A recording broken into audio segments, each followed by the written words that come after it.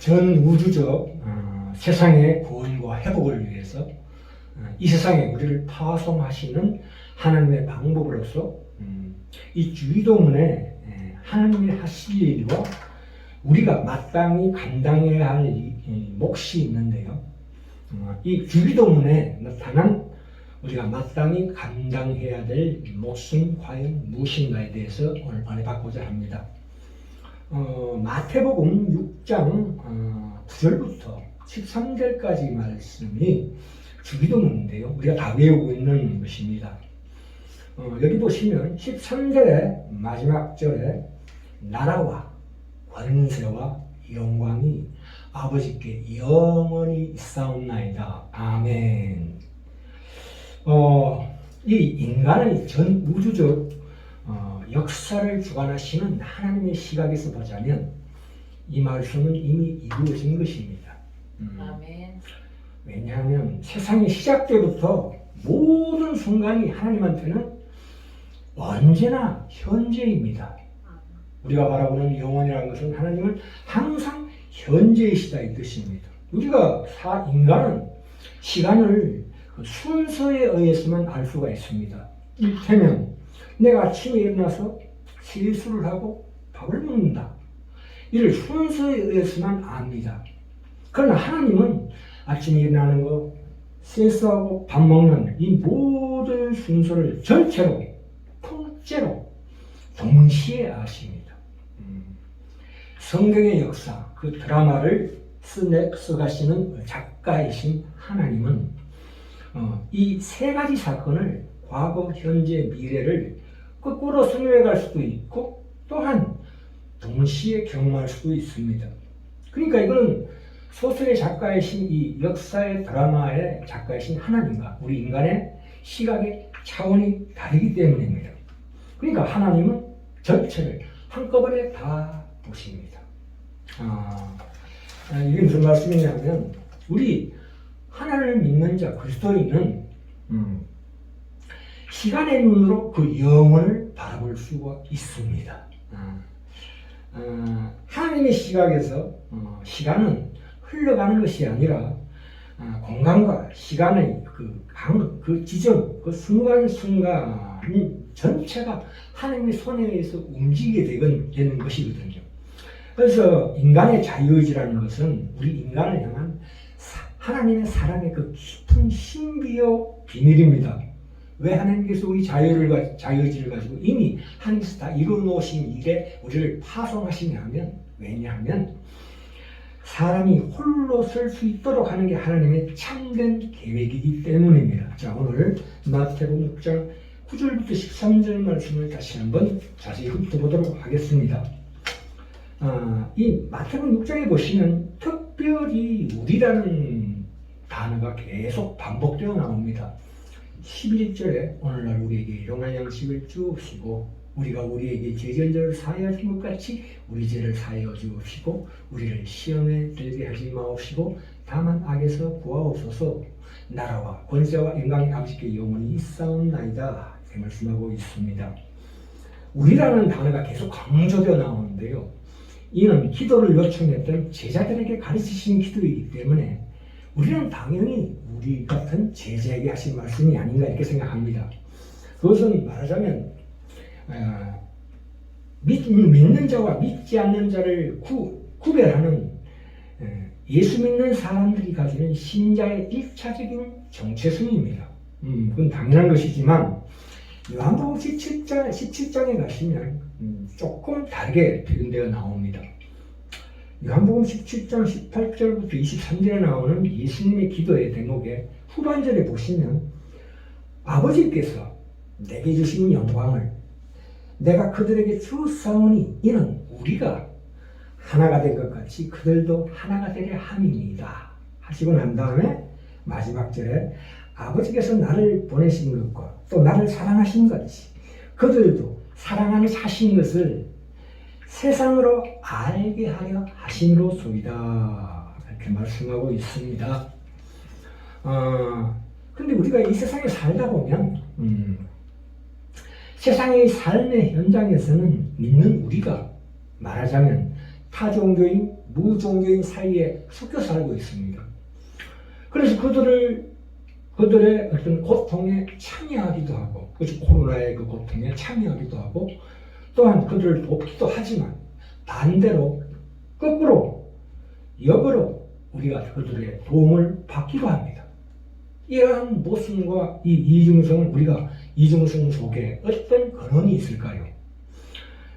그러니까 우리가 아직 하나님과 화목되기 전에 죄인이었을 때 예수님이 우리 안에 오셔서 하나님을 우리와 하나로 묶기 위해서 성부 하나님과 성자 예수님이 우리로 찾아오신 것입니다. 이것이 주기도문 속에 나타난 일용할 양식과 용서가 필요한 현실을 살라는 배경입니다. 우리는 보통 이렇게 생각합니다. 예수 믿는 자는 하늘에 속하는 자고, 저 안 믿는 자들은 진흙탕송에 빠져서 허우적대고 있는데 우리가 그들을 구덩이에 빠진 자를 구해낸다 생각하는데 그것이 아니고, 우리는 세상으로 들어가서 저들과 하나가 되도록 묶여야 한다는 말씀이 바로 요한복음 17장 예수님의 기도에 나타나는 귀한 말씀의 핵심입니다. 우리는 세상으로 들어가 저들과 하나가 되도록 묶여야 한다 이 뜻입니다. 예수님이 오셔서 우리를 깨안으심으로 말미암아 성부 하나님과 성자 하나님의 연합 속에 들어갈 수가 있었다면 우리한테도 세상으로 들어가서 그렇게 하라는 것입니다. 우리가 보통 기도를 드릴 때 외부에서 믿지 않는 자 우리 기도를 방해한다면 저리 가 그럽니다. 그렇게 하지 말라 이겁니다. 우리는 항상 그날에 일용할 양식을 구해야 하고 그들을 용서해야 하는 자입니다. 그렇습니다. 그렇죠? 자, 이 주기도문이 누가복음에서는 똑같이 기술하고 있습니다. 누가복음에 나오는데요. 누가복음에는 이 주기도문 다음에 어떤 비유가 나오는데 그 비유 어떤 비유입니까? 누가복음 11장 5절에 보시면 누가 벗이 있는데 밤중에 또 다른 친구가 찾아왔는데 그들에게 줄 양식이 없으니까 양식을 내놓으라고 자고 있는 친구를 깨웁니다. 이런 말하자면 이 수치심을 모르는 생떼를 부리는 것을 기도의 비유에서 말씀하고 있는 대목이 있는데요. 이 무슨 얘기입니까? 그 생떼를 쓰는 그 현장에 우리를 보내는 것입니다. 말하자면 우리가 세상 가운데서 물론 불쌍한 사마리아인에게 선행을 베푸는 그런 환경도 있지만 그 반대의 환경이 더 많습니다. 이렇게 생떼를 부리는 환경 속 우리를 들어가게 하십니다. 그러니까 우리 하나님 아버지, 우리에게 일용할 양식을 주시고 우리에게 죄전자를 용서한 것 같이 우리를 용서하여 주시옵소서 하는 말씀이 그 말씀이죠. 그리고 다음에 악에서 구하옵소서 이렇게 나옵니다. 우리가 이 시대, 우리 대한민국이라는 이런 나라에서 우리 부모, 형제, 그리고 친구, 직장 동료 또는 많은 지인들과 묶인 관계가 바로 우리입니다. 그것이 여기서 말씀하시는 우리라는 대목 속에 포함된 모든 사람들입니다. 우리가 예수님을 요청하거나 선택하기 전에 예수님이 우리에게 먼저 오신 것처럼 우리도 마찬가지로 그들이 우리를 부르기 전에 그들이 죄인 되었을 때 우리가 그의 부르심의 은혜에 의해서 우리 하나님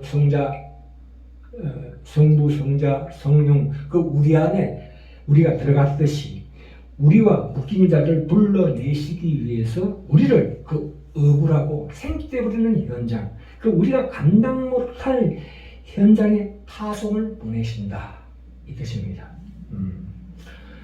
그래서 마태복음 6장에 나오지 우리를 시험에 들게 하지 마옵시며 다만 악에서 구하옵소서. 왜 이 말씀이 나옵니까? 본인 현장 속에 가보면 어떻게 됩니까?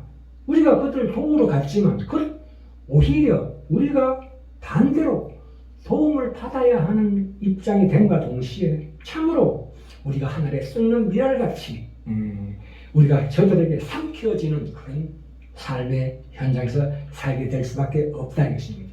내 일이 보이지 않죠. 우리가 가지고 있는 신앙이나 그 실력으로서는 도대체 이 조건 속에서 하나님의 뜻을 이루기는 참으로 막막한 현실이다 이 뜻입니다. 거기에 우리를 보내심 받는다. 그래서 근데 그게 어떻게 되느냐? 말미에 나왔다시피 13절에 나라와 권세 영광이 아버지께 영원히 싸움나이다. 그게 이루어진다는 것입니다. 우리는 모르죠. 하나님께서 어떻게 그 방법을 그렇게 하나님의 뜻이 이 땅에 이루어지게 하시는지를 모르지만 하나님은 우리에게 뭐라고 합니까? 그 현장에서 견디고 인내하라 이 뜻입니다. 예수님이 겟세마네 동산에서 아버지여 할만하시거든 이 잔을 내게서 비켜 주시옵소서. 못 이길 것 같죠. 이길 것 같지 않고 끝날 것 같지 않은 자리로 우리를 파송하십니다. 우리가 현실 속에 살아보면 참 이렇게 살 거면 무슨 가치가 있겠는가? 빨리 천국 가는 게 낫지 않을까? 이런 고민과 고통 속에 있는 것이 대부분입니다. 그런데 그것이 바로 우리가 이렇게 고민하고 고통받는 그 환난의 현장, 그것이야말로 진정한 하나님의 방법이요 하나님의 일이라는 거지요.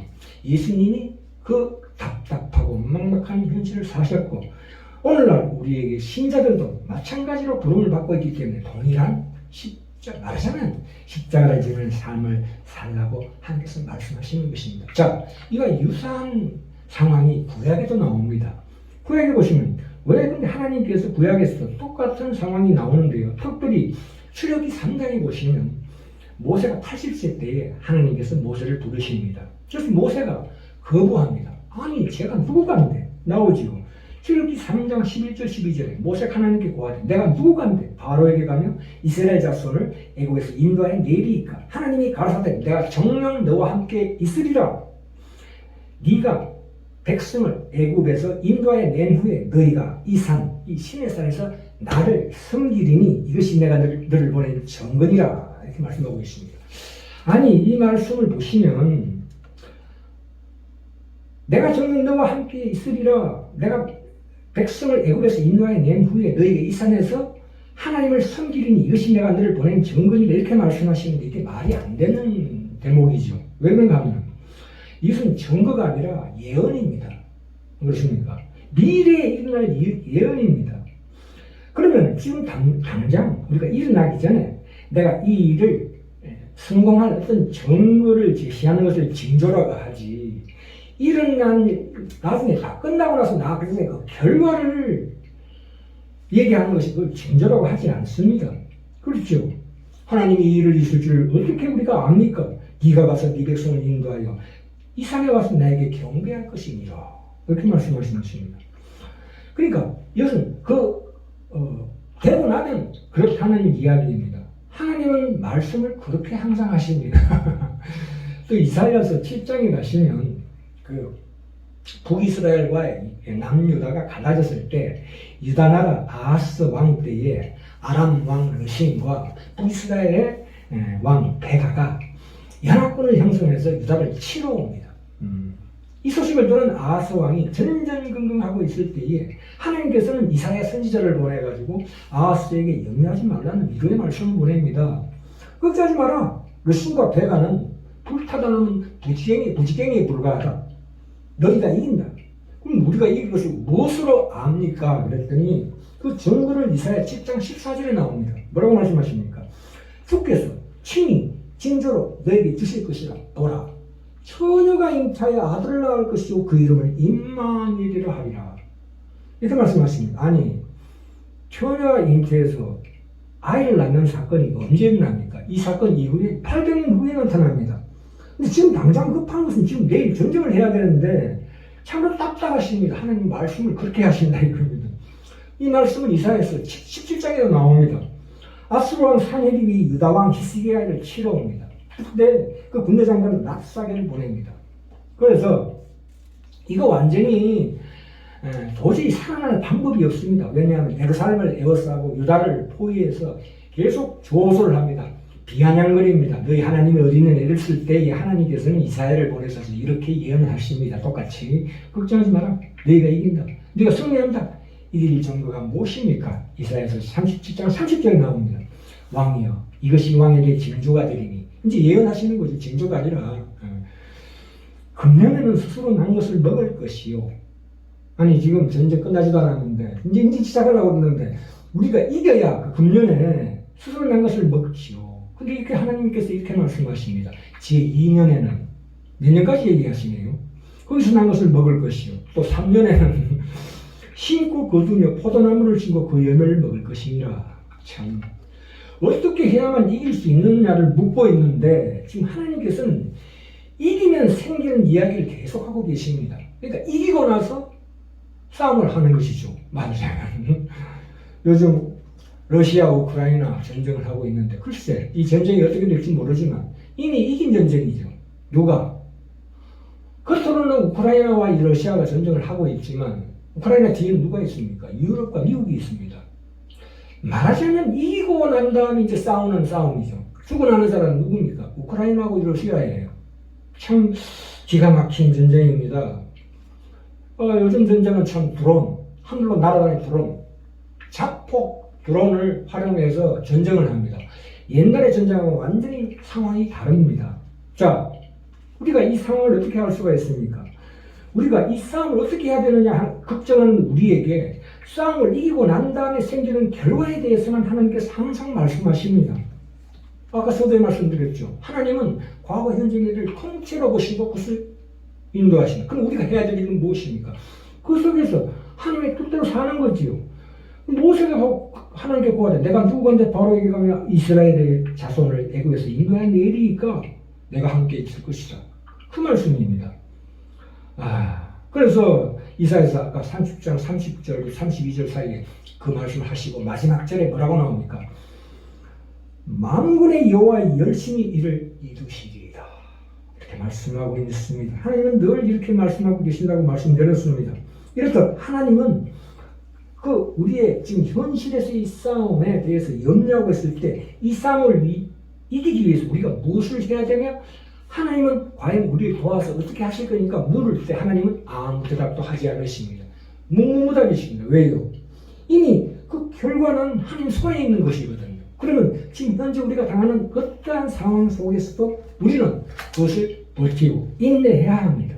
우리가 이 하나님의 이 주의도문 속에 포함되어 있는 하나님의 방법 중에 우리가 해야 될 싸움이 있고 하나님이 친히 싸우시는 싸움이 있다는 두 가지를 분명히 명심하셔서 그 승리는 세상적인 억울한 문제나 이 답답한 문제를 해결하는 것이 아니라 그들에게 삼켜지는 것 같은 하늘의 미간이 쓰는 것 같이 말하자면 십자가의 방법으로 하나님께서 일을 하신다는 것입니다. 그래서 결코 우리가 이 현실 속에서 아무리 망각하고 답답하다고 결코 도망가거나 회피하지 말고 당당하게 하나님 뜻대로 살아간다면 그 결과는 명확하게 드러날 것입니다. 그 성경은 우리에게 보장되어 있다.